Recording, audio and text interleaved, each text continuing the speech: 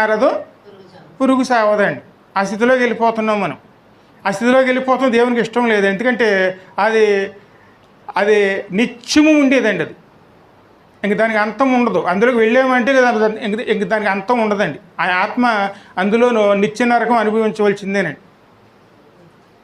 ఇక్కడ ఉన్న చిన్న కష్టాలకే మనం బాధలు పడుతుంటే మరి అక్కడ వచ్చేటువంటి ఆ స్థితిలోకి వెళ్ళిపోతే మన ఆత్మ ఇంకెంత బాధపడవలసి వస్తుందండి. ఆ బాధపడటం దేవునికి ఇష్టం లేదు కాబట్టి తన కుమారుణ్ణి ఒక పరిసారకుడిగా, ఎందుకంటే కడగటం, శుద్ధి చేయటం, హృదయ శుద్ధి. ఎందుకంటే హృదయం దేనితో నిండిపోయింది?